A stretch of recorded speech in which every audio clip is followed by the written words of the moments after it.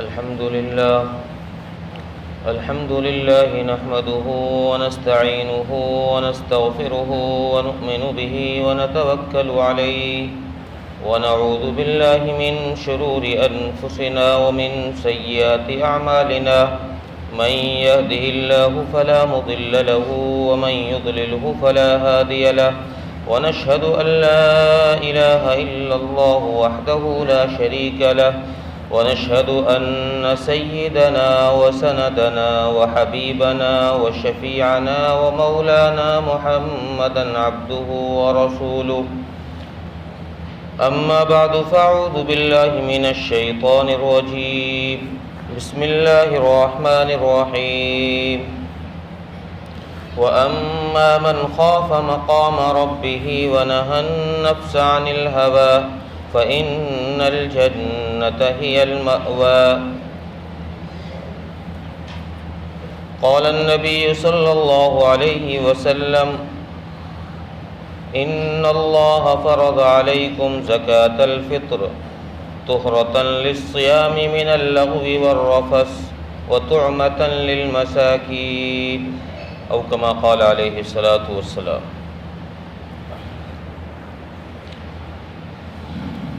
محترم عزیزو، غیور نوجوان دوستوں اور بھائیوں،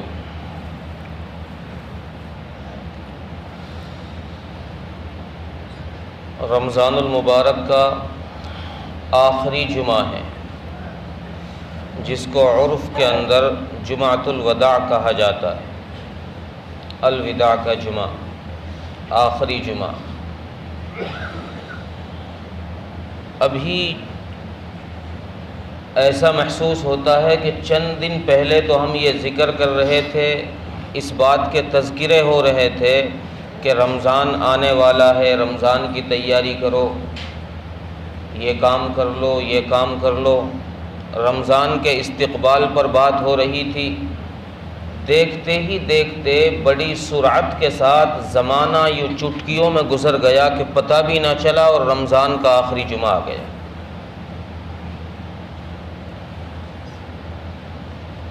ویسے رمضان المبارک کے اس جمعے کو کوئی خاص فضیلت نہیں ہے کہ بھئی رمضان کے اور جمعوں سے ہٹ کر اس کو کوئی الگ فضیلت ہو، ایسا نہیں ہے۔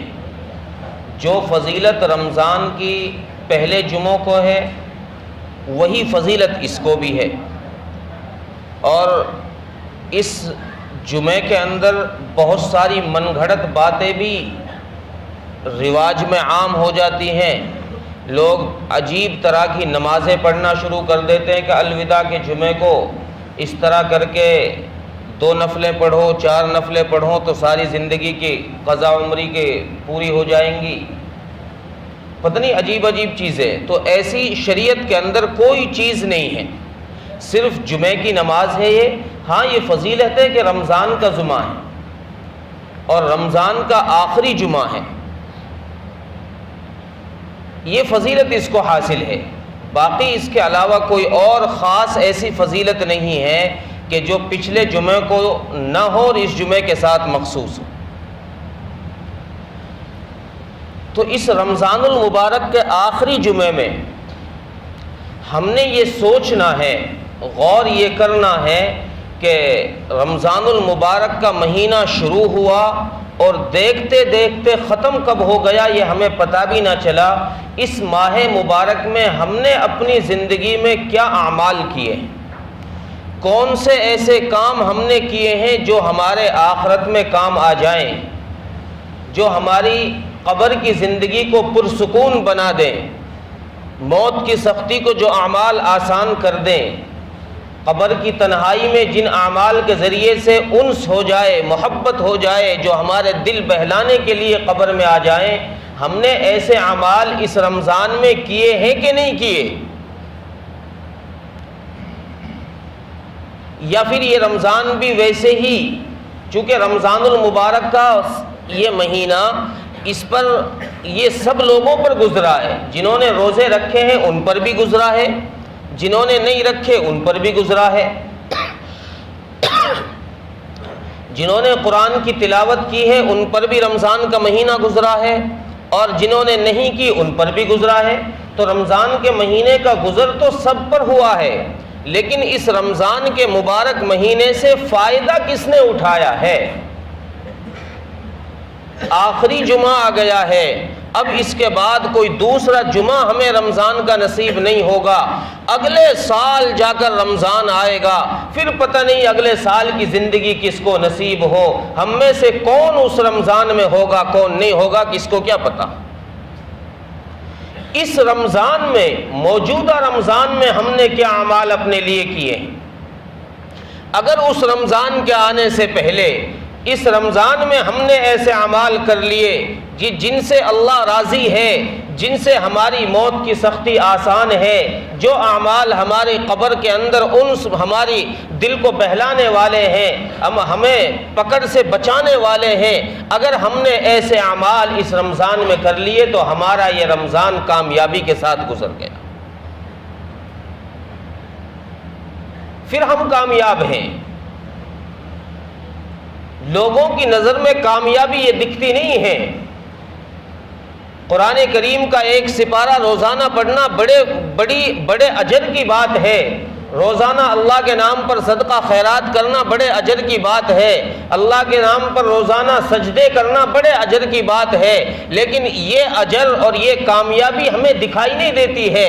ہمیں دکھائی دیتی ہے کہ فلاں کا بیٹا وہ مہینے میں 2 لاکھ کماتا ہے، بڑا کامیاب بچہ ہے، بڑا فرما بردار بچہ ہے، اس نے اکیلے نے پورے گھر کو سنبھال کے رکھا ہے، پورا گھر چلا رہا ہے، پورا گھر اکیلا سنبھال رہا ہے، بڑا کامیاب بڑا ہونہار بچہ ہے۔ ہماری نظر میں اس چیز کی قیمت ہے کہ فلاں کا بچہ کتنی تنخواہ لے رہا ہے، کتنا کما رہا ہے، اس کی قیمت نہیں ہے ہماری نظر میں کہ میں نے آج ایک سپارہ پڑھ لیا تو میں سب سے زیادہ کامیاب ہوں، میں سب سے زیادہ نیکی کمانے والا ہوں۔ اور اللہ تبارک و تعالیٰ نے فرمایا فَمَنْ زُحْزِحَ عَنِ النَّارِ وَأُدْخِلَ الْجَنَّةَ فَقَدْ فَازَ، جو جہنم سے بچ کر جنت میں داخل ہو گیا وہ کامیاب۔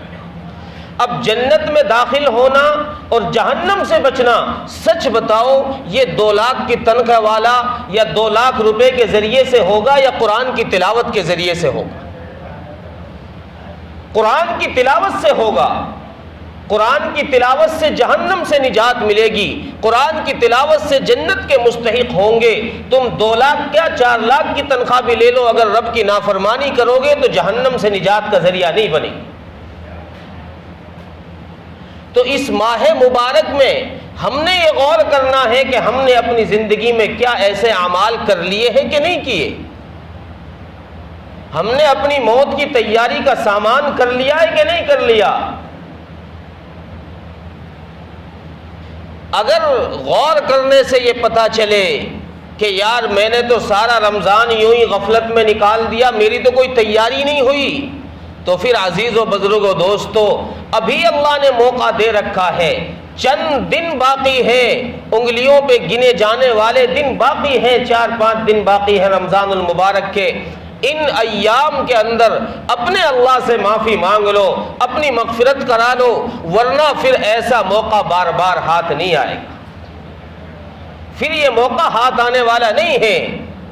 یہ وہ وقت چل رہا ہے جو رات کے آخری حصے میں، پورے سال جو رات کے آخری حصے میں تہجد کے وقت تھوڑی دیر کے لیے یہ وقت آتا ہے، یہ پورا مہینہ ویسا ہے جیسا تہجد کا وقت پورے سال ہوتا ہے۔ چونکہ اس ماہ مبارک میں اللہ تبارک و تعالیٰ نے جہنم کے دروازے بند کر دیے ہیں، ایک بھی دروازہ نہیں کھل رہا۔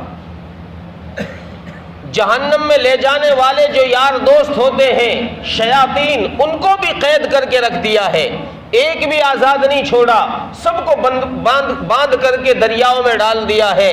اور اللہ تبارک و تعالیٰ نے جنت کے سارے دروازے کھول رکھے ہیں کہ ایک بھی دروازہ بند نہیں ہے۔ اور پھر اللہ تبارک و تعالیٰ کی طرف سے روزانہ، حدیث میں ہے روزانہ اللہ تبارک و تعالیٰ کی طرف سے 10 لاکھ آدمیوں کو جہنم سے چھوڑا جاتا ہے۔ روزانہ رمضان المبارک میں 10 لاکھ آدمیوں کو جہنم سے رہا کیا جاتا ہے، نجات دی جاتی ہے اللہ کی طرف سے۔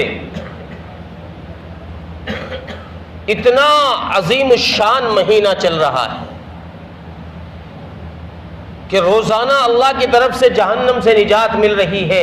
اگر اس روزانہ کی نجات میں بھی، اس مغفرت عامہ میں بھی ہمارا نمبر نہ پڑا تو ہم سے بڑا بدنصیب پھر کون ہوگا؟ ہم سے بڑا بدنصیب پھر کوئی نہیں ہے۔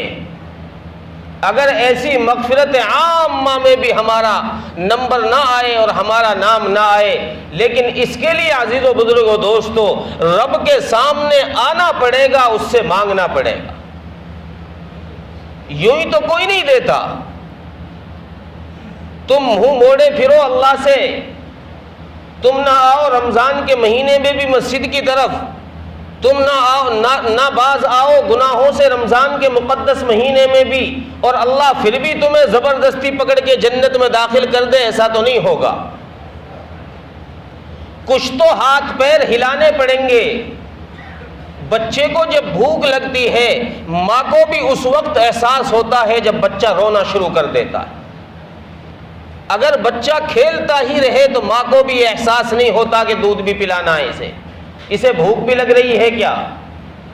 جب بچہ رونا شروع کر دے گا تو ماں کو احساس ہوگا کہ ہاں اب بچے کو بھوک لگ رہی ہے، اب اسے دودھ کی ضرورت ہے، اب اس کا پیٹ بھرنا ہے، تو پھر ماں بھی اسے اٹھا کر سینے سے لگا لیتی۔ اللہ تبارک و تعالیٰ کے سامنے آؤ، ابھی چند دن باقی ہیں، ان ایام کے اندر اپنے مولا کو منا لو۔ صرف جمعے کے دن ہی اللہ کو منانا نہیں ہے، پورا رمضان کا مہینہ اللہ کو منانا ہے۔ جمعے کے دن مساجد بھر جاتی ہیں، اور بعض مسجدوں میں تو 2 جمعے تک کرانے پڑ رہے ہیں۔ اتنے نمازی کیا پیڑوں سے تھوڑی ٹپک رہے ہیں؟ یہ اتنے لوگ 2 جمعے جن مساجد میں کرانے پڑ رہے ہیں، کوئی پیڑوں سے تھوڑی ٹپک رہے ہیں کہ یہ جمعے کے دن ٹپک جاتے ہیں باقی دنوں میں غائب۔ یہ سب لوگ یہی ہیں، سارے مسلمان ہیں۔ یہ بھی نہیں کہ صرف جمعے کے دن کلمہ پڑھ کے مسلمان بن رہے، باقی دن میں ایمان سے نعوذ باللہ یہ ہٹ جا رہے ہیں، ایسا بھی نہیں ہے۔ اس لیے عزیز و بزرگوں دوستو یہ ماہ مبارک پورا کا پورا، اس کا رات بھی دن بھی، سارا کا سارا ماہ مبارک یہ بڑا برکتوں والا ہے، بڑی عظمتوں والا ہے۔ اس ماہ مبارک کی قدر کرو۔ اگر تم نے قدر نہیں کی تو پھر پچھتانا پڑے گا۔ 2 4 5 دن باقی رہے ہیں، ان ایام کے اندر اپنی اللہ سے صلح کرا لو، اپنے گناہوں کی معافی اللہ سے مانگ لو، تاکہ ہمارا بھی اللہ کی رجسٹر میں ان لوگوں میں نام درج ہو جائے جو لوگ اس ماہ مبارک میں جنت کے حقدار ہوں گے، جن کے بارے میں رب نے فیصلہ فرما دیا کہ یہ لوگ کامیاب ہیں، یہ لوگ جنت کے مستحق ہیں، تاکہ ہمارا نام بھی ان لوگوں کی لسٹ میں آ جائے۔ چونکہ ہماری عبادات اس لیول کی نہیں ہے کہ بغیر کہے اللہ قبول کر لے گا۔ ہماری تو نماز ہی اتنی اعلیٰ درجے کی ہے، خواجہ معین الدین چشتی جیسی ہے، صابر کلیری جیسی ہماری نماز ہے، ہمارے روزے کہ اللہ سے کہنا بھی نہ پڑے گا، ڈائریکٹ اللہ قبول کر لیں گے۔ ایسی ہماری نماز نہیں ہے، ایسی ہماری عبادتیں نہیں ہیں۔ عبادتوں میں کمیاں ہیں ہماری میں، کما حقہ تو بندہ عبادت کر ہی نہیں سکتا رب کی۔ اس کمی کو اللہ سے پورا کراؤ، اللہ سے اس کمی کے لیے معافی مانگو، اور اپنے لیے اللہ سے مغفرت کی پھر دعا مانگو۔ پھر اللہ سے مغفرت کی دعا مانگو۔ نماز کی کمی، انسان کی نماز میں اگر خامی ہو جائے تو نماز کی کمی کو سجدہ سہو سے پورا کر دیا جاتا ہے، لیکن اگر انسان کی عبادت روزے کے اندر کمی ہو جائے تو روزے کی کمی کہاں سے پوری ہوگی؟ چونکہ ہمارے تو روزے بھی اس لیول کے نہیں ہیں نا، جیسے میں نے عرض کیا پرانے بڑے بزرگوں کے لیول کے ہمارے روزے نہیں ہیں۔ ہم تو روزہ بھی رکھتے ہیں، ہنسی مذاق بھی کرتے ہیں، روزہ بھی رکھتے ہیں، غیبت بھی کر لیتے ہیں، روزہ بھی کر رکھتے ہیں بد نظری بھی ہو جاتی ہے، روزہ بھی کر رکھتے ہیں زبان سے جھوٹ بھی نکل جاتا ہے، چونکہ اللہ تبارک و تعالیٰ نے روزہ پورے جسم پوری باڈی پر فرض کیا ہے، صرف منہ کا روزہ نہیں ہے۔ جیسے میں نے شروع رمضان کے اندر عرض کیا تھا کہ ایک لفظ صوم ہے، ایک لفظ صیام ہے۔ اللہ تبارک و تعالیٰ نے یا ایھا الذین آمنوا کتب علیکم الصیام کہہ کر اس طرف اشارہ کیا ہے کہ تمہاری پوری باڈی پر روزہ فرض ہے۔ کتب علیکم الصوم نہیں فرمایا کہ صرف کھانا چھوڑ دو کام بن جائے گا، نہیں، کتب علیکم الصیام پوری باڈی کا روزہ ہے۔ اب آنکھ سے غلط نہیں دیکھنا، زبان سے غلط نہیں بولنا، ہاتھ سے غلط کام نہیں کرنا، پیروں سے غلط چیز کی طرف نہیں جانا، پوری باڈی کا روزہ ہے۔ جس شخص کا روزہ پوری باڈی کا ہو تو پھر ظاہر بات ہے بندہ بندہ ہی ہوتا ہے، پوری باڈی کے روزے میں اس سے کہیں نہ کہیں کمیاں اور خامیاں ہو جاتی۔ جب کمیاں ہو جاتی ہیں، ایک حدیث میں ہے کہ روزے کی کمیاں جب تک پوری نہ ہو، روزے کی خامیاں جب تک پوری نہ ہو، اس وقت تک روزہ قبول نہیں ہوتا، یہ لٹکا ہوا ہوتا ہے۔ روزہ اللہ کے حضور میں لٹکا ہوا ہوتا ہے، جب یہ اس کی کمیاں پوری ہو جاتی ہے تو اللہ تبارک و تعالیٰ کی قبولیت کے دربار میں اس کو پیش کر دیا جاتا ہے کہ یہ قبول ہو گیا۔ اس لیے رسول اکرم صلی اللہ علیہ وسلم نے فرمایا کہ رمضان المبارک میں چاہے روزہ رکھے کوئی شخص چاہے نہ رکھے، اگر صاحب نصاب ہو وہ شخص تو اس شخص پر صدقۃ الفطر واجب ہے۔ اس کی دو وجہ حدیث کے اندر بیان فرمائی، ان اللہ فرض علیکم زکوٰۃ الفطر، کہ اللہ تبارک و تعالیٰ نے تم پر صدقۃ الفطر کو واجب کیا ہے۔ اب یہ صدقۃ الفطر واجب کیوں ہوا ہے؟ آگے حدیث میں بیان فرمایا طہرۃ للصیام من اللغو والرفث، اس لیے واجب کیا گیا ہے کہ تم نے روزہ رکھ کر گناہ کیے ہیں، تم نے روزہ رکھ کر جھوٹ بولا ہے، تم نے روزہ رکھ کر بد نظری کی ہے، تم نے روزہ رکھ کر دوسروں پر ظلم کیا ہے، ہاتھ سے بھی تم نے گناہ کیے ہیں، پیر سے بھی تم نے گناہ کیے ہیں، بہت سارے گناہ تم نے روزے کی حالت میں کیے ہیں۔ جب اس گناہ کے ساتھ روزہ تم نے مکمل کیا ہے تو یہ روزہ ناقص ہے، ادھورا ہے، پورا نہیں ہے۔ اب اس کو پورا کرنے کے لیے رسول اکرم صلی اللہ علیہ وسلم نے ارشاد فرمایا کہ صدقۃ الفطر نکالو۔ صدقۃ الفطر نکالو گے تو روزے کی کمی کو اللہ تبارک و تعالیٰ پورا فرما دیں گے۔ جو گناہ ہوئے ہیں، جو کمیاں ہو گئی ہیں روزے کی حالت میں، اس روزے کی حالت کی کمی کو اللہ تبارک و تعالیٰ پورا فرما دیں گے۔ من اللغو والرفث، اور دوسری چیز بیان فرمائی وطعمۃ للمساکین، کہ صدقۃ الفطر کی دوسری حکمت یہ ہے کہ جو یتیم، غریب، مسکین، محتاج ہیں، کہ تمہارے بچے جیسے اچھا کپڑا پہن رہے ہیں، عید کے دن تمہارے گھر میں اچھا کھانا بن رہا ہے، تو اس یتیم کے گھر میں بھی اس کے بچے بھی اچھا کپڑا پہنے، اس کے گھر میں بھی اچھا کھانا بنے، وہ بھی عید کی خوشیوں میں تمہاری طرح شریک ہو جائے۔ اس لیے اس صدقۃ الفطر کو ہر ایک پر، اگر کوئی کسی کے یہاں عید کے دن صبح صادق سے پہلے کوئی بچہ پیدا ہو گیا تو اس پر بھی صدقۃ الفطر واجب ہے، چاہے صبح صادق سے 1 گھنٹہ پہلے ہی کوئی پیدا ہوا، اس پر بھی صدقۃ الفطر واجب ہے۔ اب یہ صدقۃ الفطر دیا کس چیز سے جائے؟ پہلی چیز تو یہ کہ صدقۃ الفطر واجب کب ہوتا ہے؟ تو اس کے وجوب کی وہی شرائط ہے، ایک شرط، ایک چیز اور اضافے کے ساتھ، جو شرائط زکوٰۃ کے فرض ہونے کی ہے۔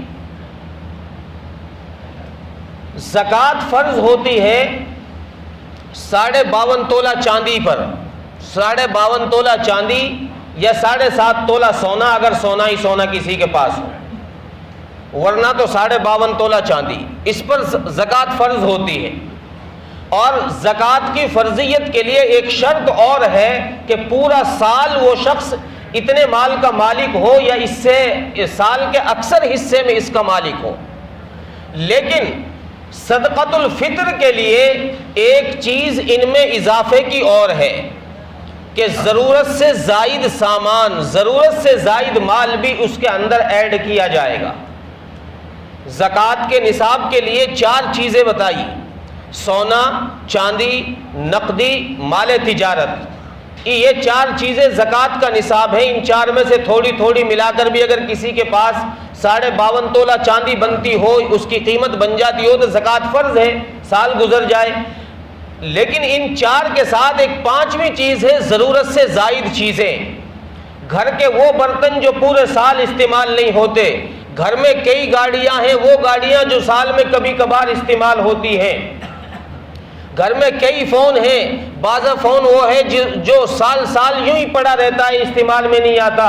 وہ ساری چیزیں، ضرورت سے زائد کپڑے، ضرورت سے زائد جوتے، چپل، ساری چیزیں ضرورت سے زائد جو ہیں، ان سب کی قیمت جوڑ کر دیکھا جائے گا کہ یہ شخص صاحب نصاب بنتا ہے کہ نہیں۔ یعنی 52.5 تولہ چاندی جس کی قیمت تقریباً 30 سے 35 ہزار کے قریب ہوگی، اگر اتنے پیسے کا یہ شخص مالک بن جاتا ہے تو یہ شخص صاحب نصاب کہلائے گا شریعت کی نظر میں، اور اس پر صدقۃ الفطر واجب ہوگا۔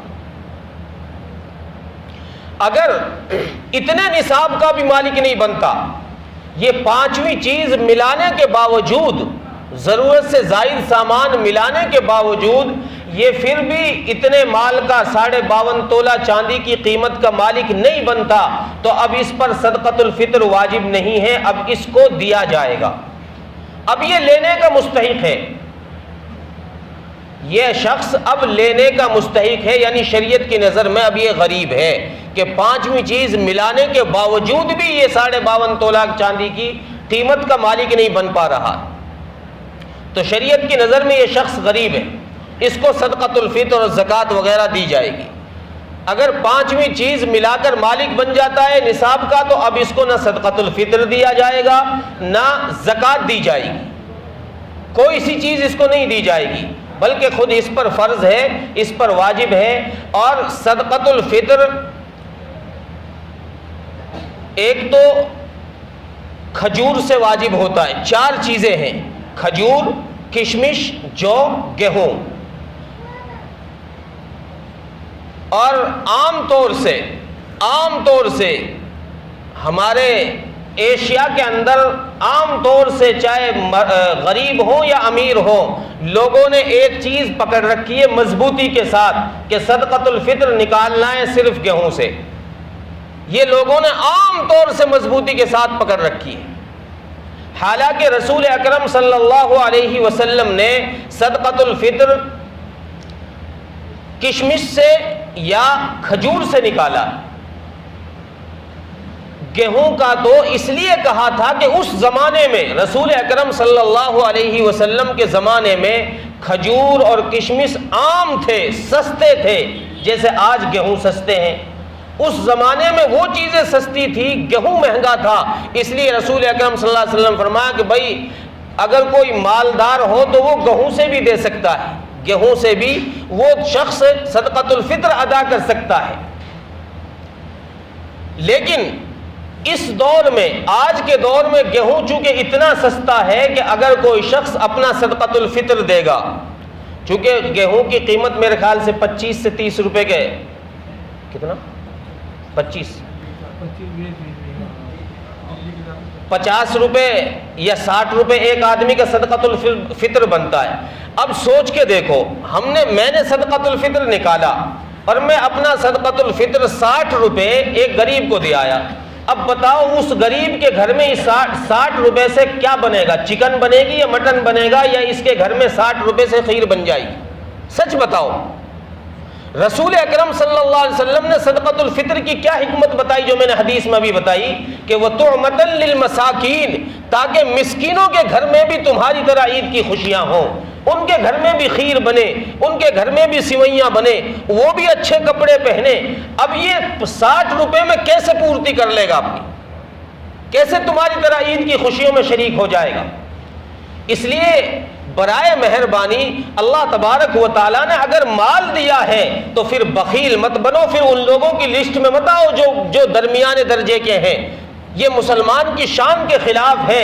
اگر اول درجے کا اللہ تبارک و تعالیٰ نے مال دیا ہے تو کشمش سے ادا کرو، صدقۃ الفطر کشمش سے دو۔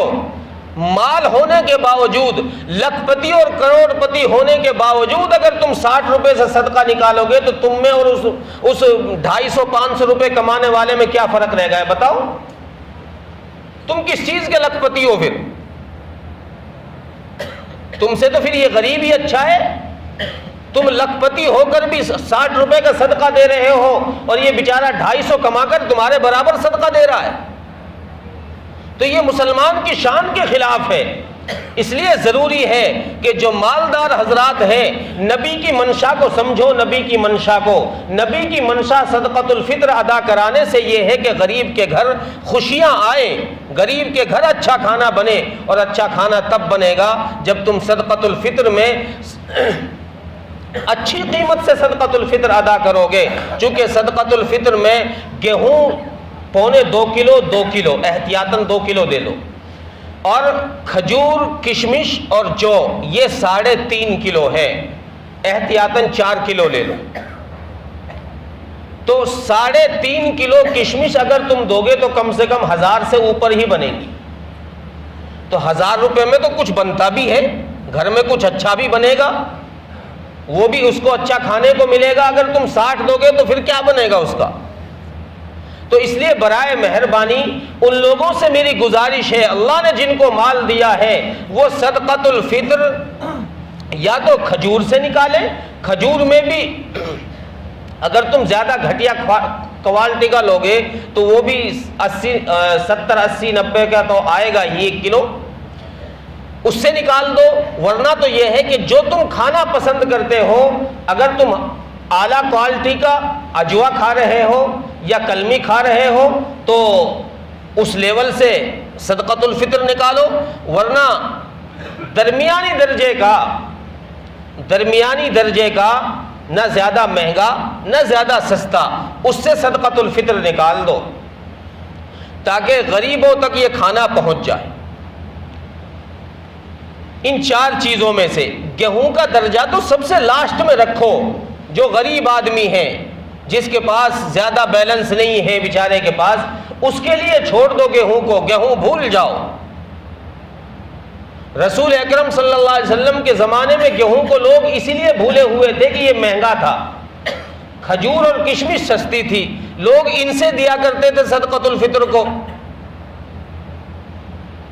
تو اللہ تبارک و تعالیٰ نے اگر وسعت دے رکھی ہے تو اس سے صدقۃ الفطر نکالیں۔ اب صدقۃ الفطر بالغ مرد پر واجب ہے، اور اس مرد پر، اس باپ پر اپنی نابالغ اولاد کا بھی واجب ہے۔ بالغ اولاد کا باپ پر واجب نہیں ہے، دے دے تو کوئی بات نہیں، ان کو بتا کے دے دے کہ بیٹا میں تیرا بھی صدقۃ الفطر نکال رہا ہوں، بیٹی میں تیرا بھی نکال رہا ہوں، ان کو بتا کر دے دے۔ ورنہ باپ پر بالغ اولاد کا صدقۃ الفطر واجب نہیں ہے، وہ خود نکال سکتے ہیں اپنا۔ نابالغ اولاد کا باپ پر واجب ہے۔ صدقۃ الفطر دیا کن کو جائے گا؟ صدقۃ الفطر انہی لوگوں کو دیا جائے گا جن کو زکوٰۃ دی جاتی ہے، جو زکوٰۃ لینے کے مستحق ہیں، یعنی 5ویں چیز ملا کر بھی، ضرورت سے زائد سامان ملا کر بھی ان کے پاس 52.5 تولہ چاندی کی قیمت نہیں بنتی ہے، ان کو صدقۃ الفطر دی جائے گی۔ یہاں ایک مسئلہ، کئی شخص اور یہ پوچھتے ہیں کہ کیا صدقۃ الفطر کو کسی غیر مسلم کو دے سکتے ہیں؟ یہ ایک اختلافی مسئلہ ہے فقہا کے نزدیک۔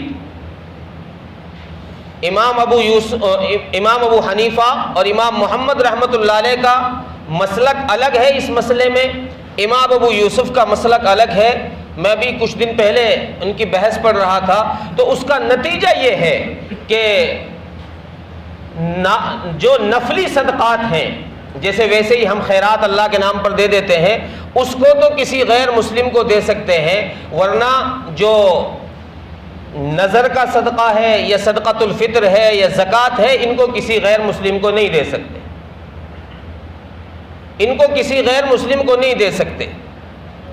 تو اس لیے ان صدقات کو اپنے عزیز قریبی رشتہ داروں میں تلاش کر کے دو، اور اگر کوئی مستحق نہ پائے اور ان میں تحقیق کرنا ضروری ہے، ہماری ذمہ داری ہے۔ میں دے رہا ہوں صدقۃ الفطر تو میری ذمہ داری ہے کہ میں اپنے صدقۃ الفطر کو تحقیق کر کے مستحق کو دوں، کسی غیر مستحق کے ہاتھ میں نہ ڈال دوں کہ یوں ہی چلو مانگنے والا آیا ہے اسی کو دے دو۔ یہ مانگنے والے کئی لاکھ روپے کے مالک ہیں، اکاؤنٹوں میں ان کے کئی لاکھ روپے جمع ہیں، تو یوں صدقہ اور زکوٰۃ دینے سے ادا نہیں ہوگا۔ تحقیق کرو، جب تحقیق ہو جائے مستحق ہے تو اس کو دو، اپنے رشتہ داروں میں سب سے پہلے تلاش کرو۔